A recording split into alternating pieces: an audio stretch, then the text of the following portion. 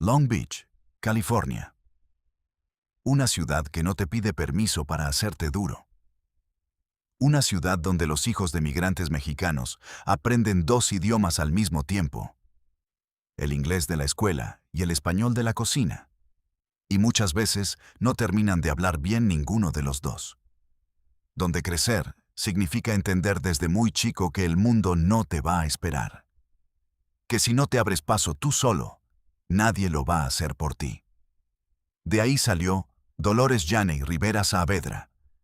De una casa en Long Beach, donde la música mexicana sonaba todo el día, porque su padre, Pedro Rivera, era originario de La Barca, Jalisco, y cargaba ese sonido como quien carga la identidad. No era lujo, era raíz. Nació el 2 de julio de 1969. Sus padres eran inmigrantes. Su padre vendía casetes en los mercados del área de Los Ángeles, música regional mexicana, en un tiempo en que eso no tenía glamour, no tenía alfombra roja, no tenía contratos millonarios. Era un negocio de supervivencia. Y en ese ambiente, entre cintas de corridos y rancheras, creció la niña que décadas después llenaría el Madison Square Garden. Nadie lo sabía todavía, ni ella. A los 15 años, Jenny quedó embarazada. Su novio, José Trinidad Marín, era varios años mayor que ella. El embarazo la distanció temporalmente de sus padres, como pasa en muchas familias latinoamericanas, donde ese tipo de noticia no se recibe con aplausos. Su primera hija, Yaney Marín Rivera, nació el 26 de junio de 1985. Jenny tenía 16 años recién cumplidos. Luego vinieron Jacqueline en 1989 y Trinidad en 1991. 3 hijos, sola, joven, sin carrera, sin nada asegurado. Y en ese punto, donde muchas historias se detienen, la de Jenny apenas empezaba. Estudió administración de empresas, no por vocación académica, sino porque entendió algo que muy poca gente en el mundo del entretenimiento entiende desde el principio: que la música es un negocio, y que si no sabes cómo funciona ese negocio, te van a comer vivo. Trabajó como vendedora de bienes raíces en el área metropolitana de Los Ángeles. Con eso compró su primera casa. Con eso les demostró a sus padres algo que no necesitaba palabras. Pero la música no la soltaba. En 1991 comenzó a trabajar en Cintas Acuario, la disquera de su padre.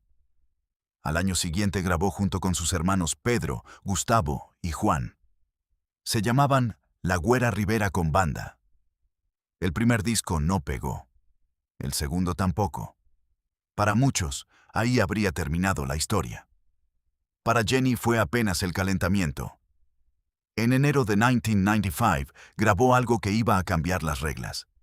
El disco se llamó La Chacalosa. Corridos y narcocorridos, grabados por una mujer. Eso, en ese mundo y en ese momento, era una declaración de guerra. El género regional mexicano, y en especial los corridos pesados, era territorio exclusivo de hombres. Siempre lo había sido. Las mujeres cantaban baladas, rancheras de desamor, canciones de amor y abandono. Nadie esperaba que una mujer de Long Beach llegara a cantar como si fuera del mero Culiacán. Pero La Chacalosa empezó a sonar en las estaciones de radio de California. Empezó a pedirse. El público la escuchó y reconoció algo que no sabía que estaba buscando. Eso fue el comienzo real.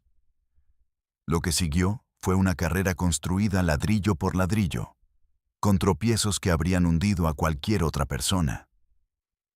En 1997, Jenny se enteró de que su expareja, Trinidad Marín, había abusado sexualmente de su propia hermana Rosy Rivera y de sus hijas.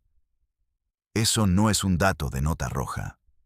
Es una herida que una madre no puede cerrar nunca. Jenny interpuso una orden de restricción. Cuando los medios lo ignoraron, ella misma fue a las ruedas de prensa a exigir la captura de Marín. Usó su plataforma, la poca que tenía entonces, para que ese nombre no desapareciera de la conversación pública. En abril de 2006, José Trinidad Marín fue detenido en Los Ángeles gracias a un aviso anónimo. Jenny lo dijo en más de una entrevista. No iba a dejar que eso se olvidara. En ese mismo periodo, su segundo marido, Juan López, fue arrestado por pasar inmigrantes ilegales de México a Estados Unidos. Luego, en 2007, fue sentenciado a prisión por tráfico de drogas. 3 años. Jenny ya se había divorciado de él para entonces, pero el patrón decía algo. No era mala suerte, era el entorno, era el mundo en que se movía. Y como cualquiera que conoce cómo funciona ese mundo sabe, no es fácil salir limpio. Tampoco era fácil para Jenny mantenerse completamente fuera de sombras que no eran suyas.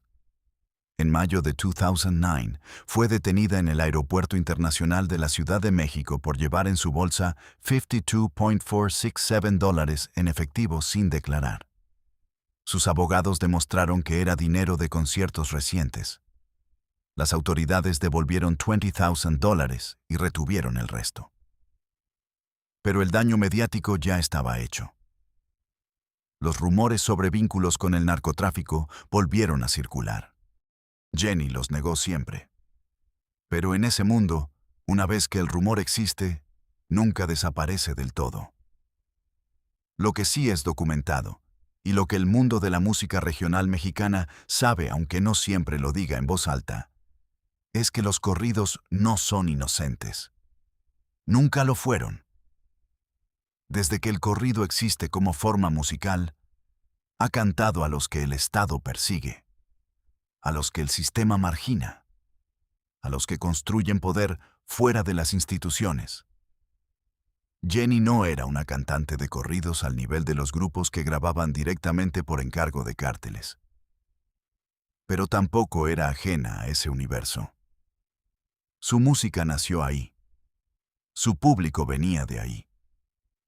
Y la frontera entre cantar sobre esa realidad y quedar atrapada en ella es, en muchos casos, más delgada de lo que parece desde afuera.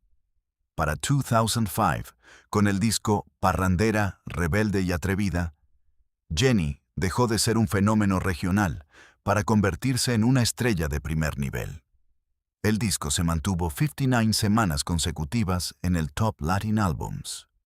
El sencillo De Contrabando, escrito por Joan Sebastián, llegó al número 1 del Latin Regional Mexican Airplay de Billboard. Era la tercera mujer en la historia de la música grupera en lograrlo. Las otras dos eran Selena y Alicia Villarreal. Jenny lo sabía, y lo decía. Fue en esos años cuando el apodo se consolidó. La diva de la banda. No era un título que le habían dado sus amigos. Era un reconocimiento de la industria y del público. Un reconocimiento que tardó más de 10 años en llegar y que, cuando llegó, vino con todo el peso de lo que esa mujer había cargado para ganárselo. 4 nominaciones al Grammy Latino. 25 millones de discos vendidos. Escenarios en el Nokia Theater, el Madison Square Garden, el Auditorio Nacional. Un reality show en Telemundo que llegó a ser visto por 5.5 millones de hispanos en Estados Unidos. Una línea de taquerías. Una fundación contra la violencia doméstica que la Coalición Nacional contra la Violencia Doméstica nombró su vocera en los Estados Unidos. Y encima de todo eso, 5 hijos. Una familia que dependía de ella. Una industria que no siempre la trató bien, pero que no podía ignorarla. En 2010 se casó con Esteban Loaiza, ex beisbolista de las Grandes Ligas. La boda fue en Simi Valley, el 8 de septiembre. Parecía que, después de todo lo vivido, había encontrado algo de estabilidad. No duró. En octubre de 2012, Jenny interpuso una demanda de divorcio por situaciones irreconciliables. Loaiza, años después de la muerte de Jenny, sería arrestado en 2018 por la DEA, con 10 kilos de heroína en su vehículo. Ese es otro capítulo. pero dice algo sobre el entorno en que Jenny vivió sus últimos años. Noviembre de 2012. Jenny lanzó La misma gran señora, su último disco de estudio en vida. Llegó al número 1 del Top Latin Albums. Al mismo tiempo, sus dos discos anteriores, Joyas Prestadas, Pop, y Joyas Prestadas, Banda, seguían entre los 3 primeros de esa misma lista. 3 álbumes entre los 3 primeros de Billboard simultáneamente. Las otras 2 cantantes que habían logrado eso de forma póstuma eran Celia Cruz y Selena. Jenny lo logró en vida, solo para que el destino lo convirtiera también en homenaje póstumo días después. El 8th of December of 2012 was a Saturday. La Arena Monterrey. Lleno total. Jenny recibió en el escenario un reconocimiento por las ventas de La misma gran señora, ante miles de personas que la vitoreaban. Sería el último reconocimiento que recibiría en vida. Lo tomó, agradeció, cantó, terminó el concierto. Ya era madrugada. Y aquí es donde la historia se complica de una manera que nadie en ese momento supo leer completamente. Jenny tenía que estar en la Ciudad de México ese mismo domingo. Formaba parte del jurado de La Voz, México, en Televisa. La grabación no esperaba. El avión estaba listo en el Aeropuerto Internacional General Mariano Escobedo de Monterrey. Era un Learjet 25 con matrícula N345MC. A las 3:15 de la mañana del 9th of December 2012, la aeronave despegó rumbo al Aeropuerto Adolfo López Mateos de Toluca. A bordo iban 7 personas.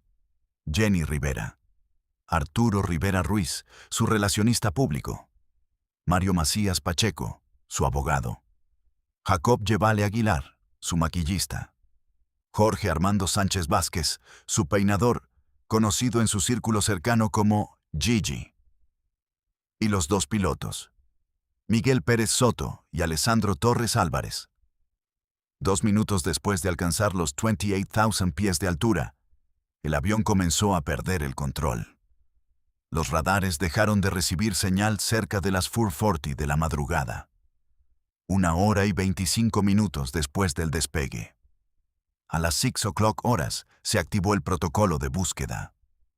Helicópteros sobrevolando la Sierra Madre Oriental en Nuevo León.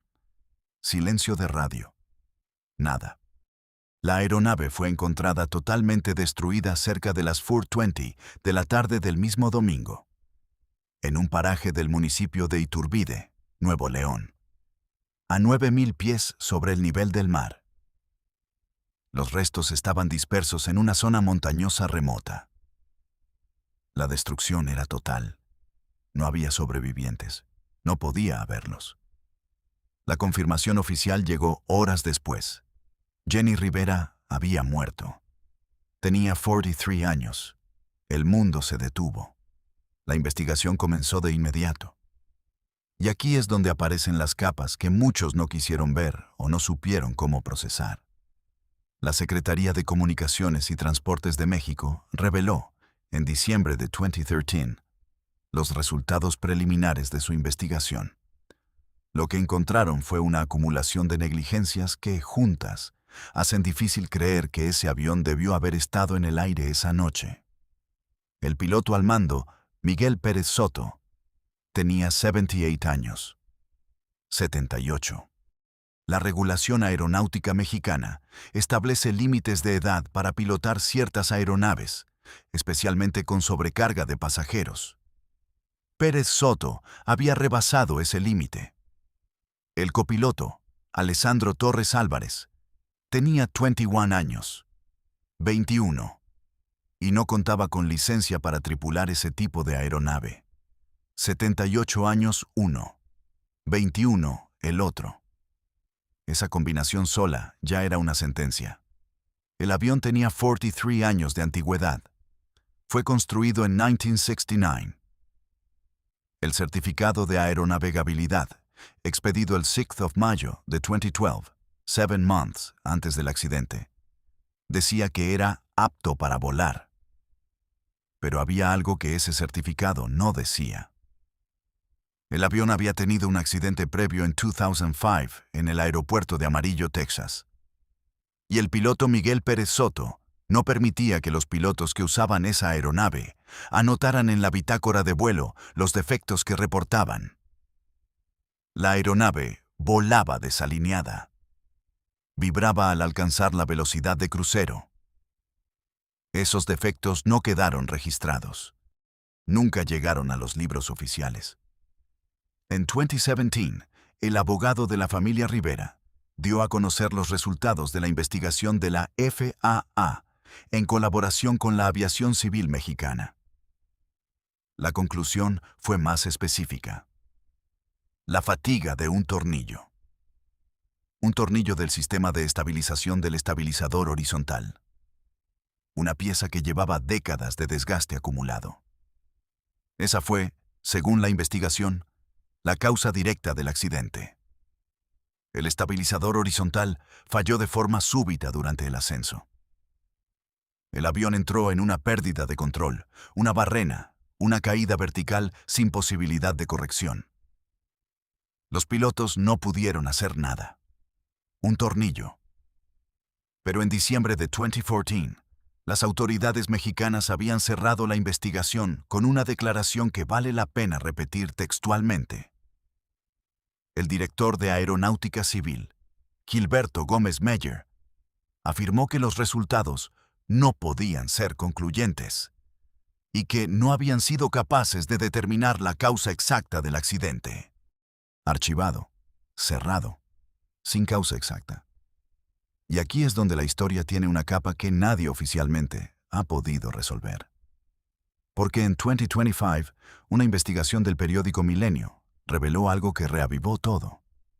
El Learjet 25, con matrícula N345MC, el avión en que murió Jenny Rivera, había sido alquilado a través de una empresa llamada Starwood Management, cuyo propietario, Eduardo Christiansen Núñez, conocido como Ed Núñez, ha sido señalado por la DEA como vinculado al cártel de Sinaloa y al cártel Jalisco Nueva Generación. Señalado por presunto lavado de dinero.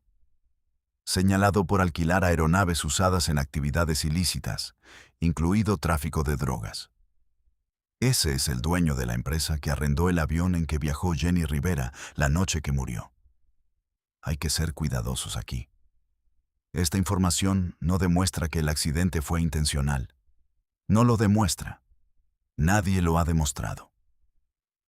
Las autoridades que investigaron el caso determinaron que fue un accidente mecánico. Esa es la versión oficial. Pero la pregunta que no desaparece es esta.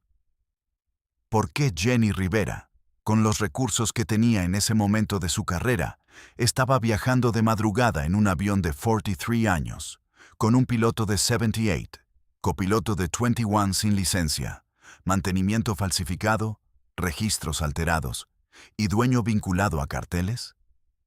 Eso, en ese contexto, no es solo mala suerte. Es una cadena de decisiones que alguien tomó esa noche. Y las decisiones de ese calibre, en ese mundo, nunca son completamente inocentes. Circuló otra versión en los meses que siguieron a la muerte de Jenny. Nunca fue confirmada oficialmente. Pero se habló en círculos cercanos a la industria musical del norte de México. De que la cantante habría desobedecido una instrucción de no presentarse en Monterrey aquella noche. Que alguien con poder en esa ciudad no quería que ella estuviera ahí. La versión que circuló mencionaba el nombre de El Lasca, Heriberto Lascano, entonces líder de los Zetas, que en ese periodo controlaba partes del territorio de Nuevo León. Esta versión fue desmentida categóricamente por la familia Rivera. No hay evidencia que la sostenga, pero tampoco desapareció. Lo que sí es verificable es que Lupillo Rivera, hermano de Jenny y cantante de corridos, declaró públicamente en 2025 tener sospechas de que la muerte de su hermana no fue un accidente, basándose en un audio que dice haber escuchado entre la torre de control del aeropuerto de Monterrey y el piloto de la aeronave. No reveló el contenido completo de ese audio. Dijo que había cosas que no podía hacer públicas. Y esa declaración, viniendo de alguien que conoce ese mundo desde adentro, no se puede ignorar simplemente porque incomoda. La reacción del mundo ante la muerte de Jenny Rivera fue inmediata y masiva. Telemundo y Univisión interrumpieron su programación. CNN, MSNBC, ABC, el New York Times, todos cubrieron la noticia. Su nombre fue tendencia global en Twitter durante días. Las ventas de sus álbumes se dispararon en países donde Jenny era apenas conocida. El senador Marco Rubio hizo una declaración en el Senado de los Estados Unidos llamándola una verdadera historia de éxito estadounidense. Sus 5 hijos quedaron huérfanos de madre. Chiquis Rivera, la mayor, tenía 27 años. Jenica, la menor, tenía 15. El funeral fue en Long Beach. El velorio fue multitudinario. En el cementerio All Souls, donde la enterraron, la gente llegó desde México, desde Centroamérica, desde todos los rincones donde su música había llegado. Chiquis Rivera continuó la carrera musical que su madre comenzó. Hoy es una de las voces más importantes del regional mexicano femenino. Y en cada entrevista, el nombre de Jenny aparece no como sombra, sino como fundamento. Como la razón por la que el camino existe. El legado de Jenny Rivera no se puede medir solo en discos. Se mide en lo que abrió. Fue la primera mujer en grabar narcocorridos de forma comercial a gran escala. Fue la primera en demostrar que una mujer podía llenar los estadios que antes solo llenaban hombres en el regional mexicano. Y lo hizo siendo madre soltera, siendo sobreviviente, siendo alguien que nunca ocultó sus cicatrices porque entendía que su público también tenía cicatrices. Antes de ella, las mujeres en la música norteña y de banda eran la excepción. Después de ella, empezaron a ser la norma. Eso no se improvisa. Eso se construye con 20 años de trabajo, de rechazo, de puertas cerradas, de ruedas de prensa donde te preguntan si eres narco en lugar de preguntarte sobre tu música. En el 6 de agosto hay un Día de Jenny Rivera, en Los Ángeles, declarado oficialmente por el ayuntamiento de la ciudad. Las estaciones de radio en California, en Texas, en Illinois, en las comunidades latinoamericanas de todo Estados Unidos, siguen pasando sus canciones como si fueran nuevas. Las Malandrinas, De Contrabando, La Gran Señora, Querida Socia. Canciones que hablan de mujeres que no se rinden, de mujeres que aguantan y que también pelean. En 2023 se lanzó Misión Cumplida, su disco póstumo, que incluyó canciones grabadas antes de su muerte y otras terminadas por su familia. El nombre no fue casual. Jenny lo había compuesto ella misma, como si hubiera sabido que había algo que quería dejar dicho al final. Los juicios civiles que siguieron al accidente se arrastraron años en los tribunales de Estados Unidos. La familia demandó a los propietarios del avión y a la empresa que lo arrendó. Los dueños del Learjet 25 contra la sucesión de Rivera. Los deudos de los otros fallecidos contra múltiples partes. El dinero que Jenny dejó fue objeto de disputas legales que sus hijos vivieron mientras procesaban el duelo. Eso también es parte de la historia. Y la investigación oficial nunca llegó a una conclusión definitiva.